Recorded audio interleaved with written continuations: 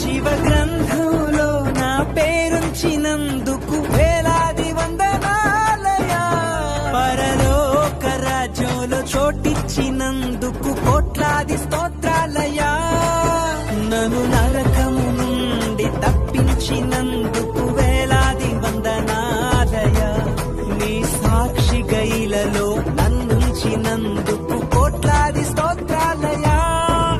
వందనాలు వందనాలయ్యా, శతకోటి స్తోత్రాలయ్యా.